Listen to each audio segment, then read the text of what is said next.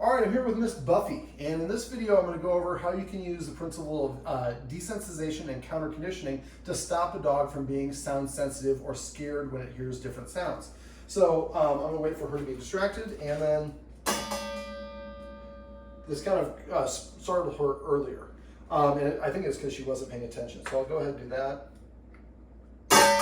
So you saw that little startle sound. Now, point of reference, you don't want to just intentionally startle your dog. We just did this accidentally when we were doing another exercise. I recognized that this would be a good opportunity to use this. Now, you can use this technique for anything. If your dog doesn't like sounds outside of your house, the garbage truck, the delivery driver, the doorbell, a knock at your door, any of those sounds are things that we can help use this exercise to fix. So you saw how she got startled when I make that sound. So what I'm going to do is I'm going to use desensitization. Desensitization is basically repeating something over and over again until it doesn't elicit a response anymore. And there's a little trick to it. Counter conditioning is changing a dog's emotional perception of something. So right now she heard this. If I do this again, she hears that sound. She doesn't like that sound. You saw that she kind of cowered a little bit. So that is a negative sound. Now, in order to use this technique that I'm about to show you, the key, the most important element of this is the dog does not get scared. The way that I accomplish that is by lowering the intensity. I either turn down the volume, I slow down the speed, or I increase the distance based on whatever the stimulus was. So I'm a righty, and I see I have to reposition myself because I'm going to have her on this side and making that sound over and over again. That's the principle of desensitization. So I have treats that I know she likes, and what I'm going to do is I'm going to make the sound less intense by just doing it. Yes. Actually, I don't even have to say yes.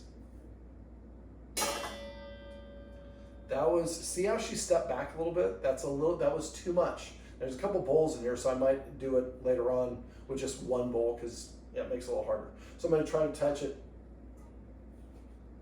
just a little bit, but you see how she still stepped back a little bit. What we want to do is we want to get as close to the actual thing without startling or scaring her.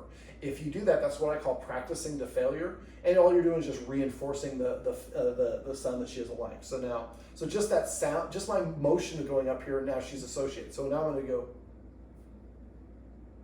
So I'm not even making the sound yet because she didn't back up that time. So now let's do it again. Little bit of one, so it was a little bit much. So if that's the case, then I would make it easier by doing this. I moved my hand slower, and I didn't go all the way. And because she didn't respond, didn't respond to that, she gets a treat afterwards. This is the counter conditioning element. So now let's see if we can go up again. And I don't want to catch her by surprise. If she's looking away like she was, I would wait. So that was a little bit much, so I don't want to give her a treat for that one. It wouldn't be the worst thing if I did, but I really want to treat only for the behavior that I'm looking for. And my job is to manage the situation so it's not so much too intense for her. So I'm saying your mom's name. Buffy.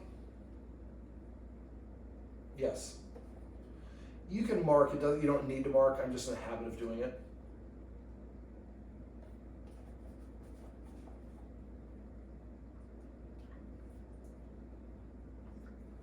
So a little bit of a shuffle, but less pronounced than it was before. So now my hand going up there doesn't mean that I'm going to hit it. It's just going up there. No shuffle this time. Mm. Now this can seem pretty subtle, but you have to go at your dog's pace. So I like to get 2 or 3 successes before I go to the next level. The next level is, and I can also vary this up by changing the speed. Sometimes that's an element as well. Now I do not, sometimes I'll put a dog in a sit. Sometimes when I'm doing these things, I'll put a dog into a sit or a down just to gauge them. If I say sit and the dog won't sit, and I know the dog knows how to sit, the dog's saying, I don't feel comfortable enough sitting because of what you're doing, which is fine. She doesn't have to sit, but it's an indicator for me.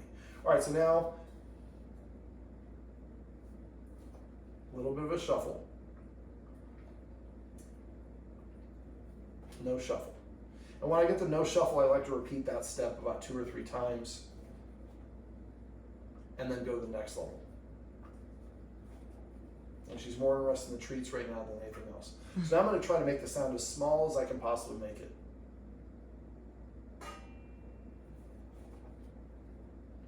What we should be able to do here in a sec is make this sound a lot more pronounced. That was almost too subtle. A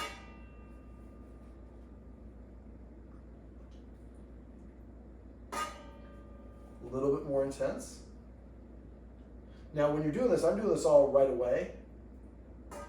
This might take 3 or 4 practice sessions. It might take 20 practice sessions. There's nothing wrong with any of those.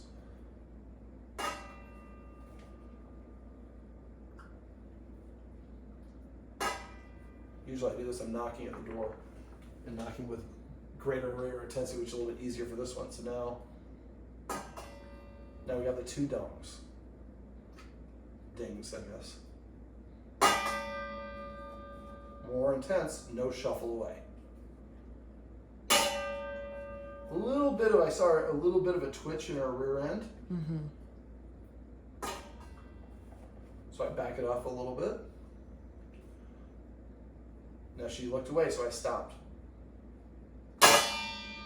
So a little bit of it, you see her started ducking away, but no shuffle of her feet. Yeah. And that was 2 accidentally.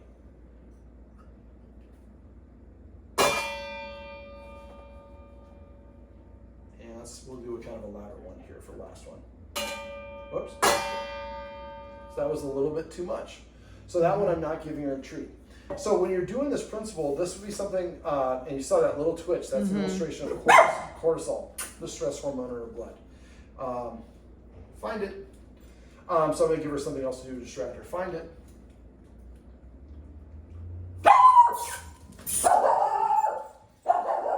There's another sound outside. All right, now when you're doing this principle, what I would have you do is make a list of all of the sounds that she has reacted to. This was just kind of a coincidental one. It's just I haven't done this before, so I thought I might make a nice little video. Find it.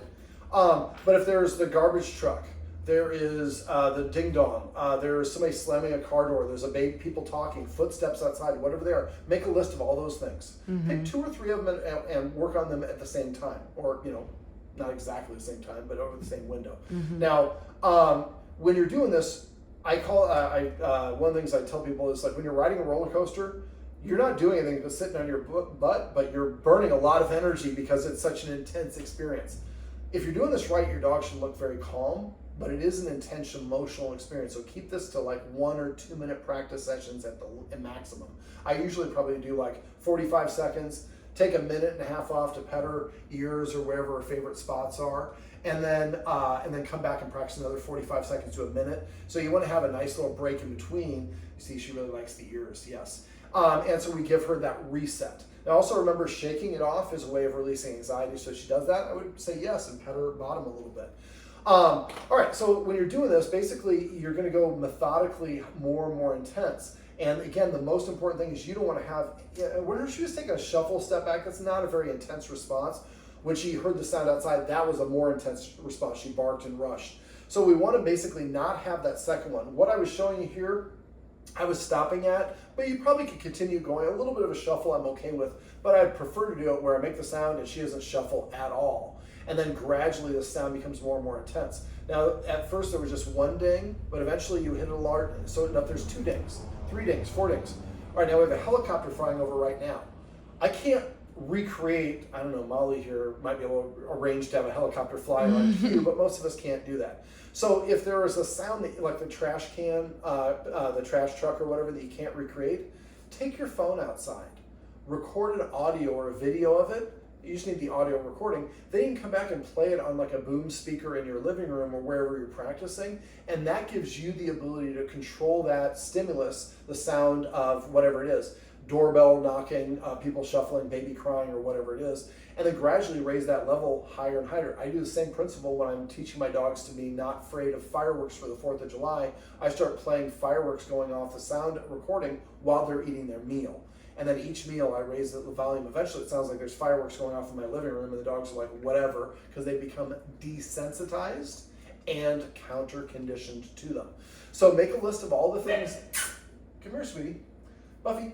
Make a list of all the things that Buffy's reactive to. And maybe you're practicing this clanging sound, knock at the door, and people slamming their cars at the door.